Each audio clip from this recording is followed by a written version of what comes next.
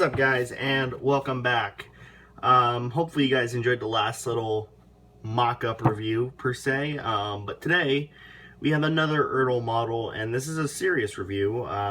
This time it's of the Deere 210G LC hydraulic excavator. This thing's about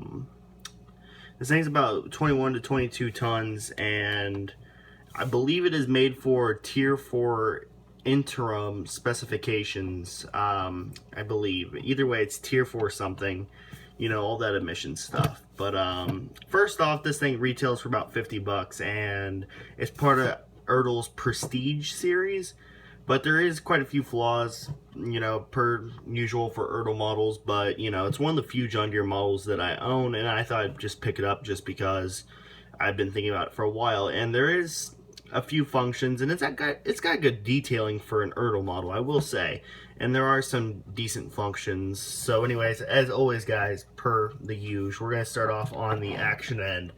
The bucket, it's pretty nice. This feature I like really well is how far the bucket curls out. It looks very nice like this, and it's very impressive. I like how the bucket is shaped and how it just looks like this with the bucket curled out like that.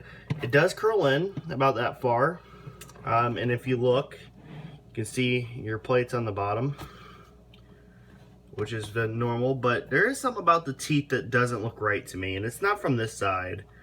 But you can see the bucket is the typical yellow, but it's from actually right here. Something does not look right about this one teeth. It looks like it's bent downwards for some reason or another. I don't get it. And then you get a paint chip here, which is, you know, but you do have your auxiliary hydraulic lines cast, as well as the line going to this hydraulic, and you can see the rubber lines going too. Now the reach is, well, that far. There's quite a bit of cylinders still showing, so that's a downfall.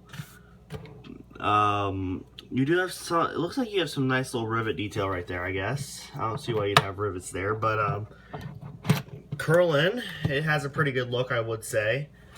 Now the downfall for most excavators of this size that Ertl makes is the digging depth, and that range true because, well, this is all you get, and it's pretty sad. You can modify it, you can cut the cylinders off a little bit, but you got to be very careful. Now onto the cab, you do have this pretty oversized handrail and mirror. You can see the cab details, and you got a nice little John Deere logo right there, and you can see all the detailings along the cab. Here you can see the 210G LC logo, and then you got some photo etched mesh there. On the back, turning it around, you can see the counterweight and the Deere logo on the counterweight.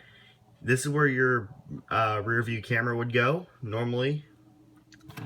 And here is your little plastic exhaust. It's very soft plastic. Over here you have a little bit of handle or latch detail, whichever you prefer, for this engine cover, and then 210G LC. And you can see up here, and again, another pretty oversized handrail. You can see up, there's some pretty fine detailing up here, some pretty nice detailing. Here's your diesel fuel cap. And there you can see all your lines running to, and it's got a nice amount of lines, I will say. Some anti-slip texturing. Now here's a nice feature. The hood opens up, and I believe these things would normally have Isuzu motors in them. But you can see the diesel engine in there, and here's your air filter, John Deere logo on the side. You can see that closes down, and yeah, it's pretty respectable, I guess. The tracks, you can see the undercarriage is pretty basic, and you can see the typical saggy tracks of Ertl.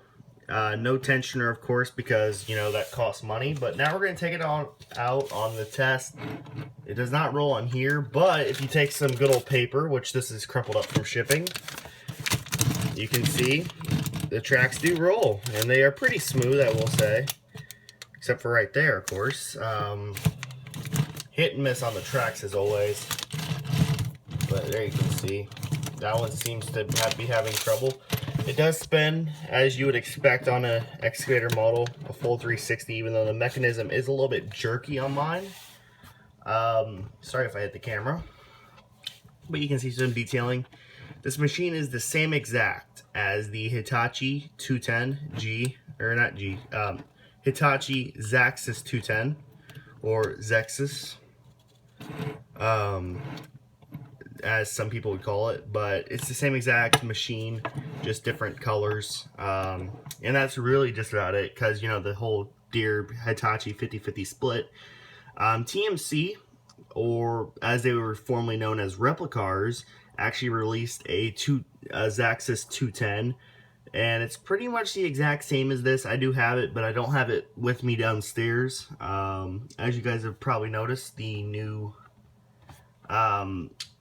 backdrop, a nice little wooden backdrop, I guess. But all in all, though, out of 10, I would rate it at a 7-ish, a 6.5 to 7.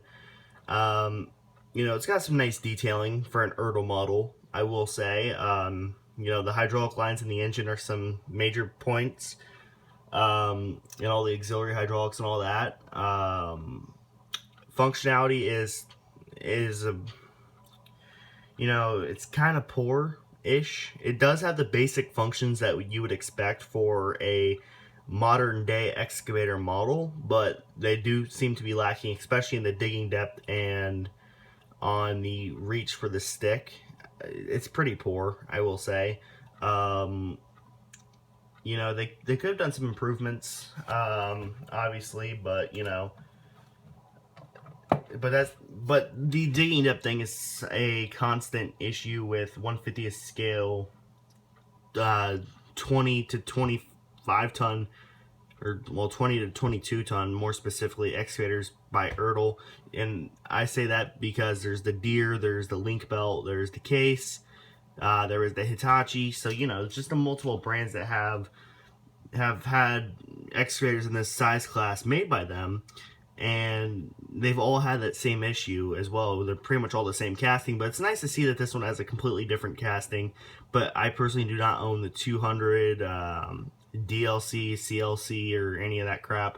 But you know how it is. So anyways, guys, honestly, if for 50 bucks, if you want a semi-nice excavator with metal tracks and the basic functionality and nice hydraulic lines, and you're just starting out as a collector, this would be a great beginning upper stage excavator for you. If you're one of the more experienced collectors that's been around for quite some time and have an extensive collection, honestly, this model would be for more show, and I wouldn't suggest putting it in a diorama since it's an Ertl model and the tracks are usually very fragile. But you know, if you wanna, this would be a nice piece to your collection, though, I guess. Just, you know, it's not the best functioning, and, you know, I wouldn't suggest it for dioramas because of the digging depth and all that. But anyways, guys, as always, I hope you enjoyed the video very much, and as always, thanks for watching, and as always, that's the third time I said that in a row. Peace out. See you guys. Have a great day, and happy holidays.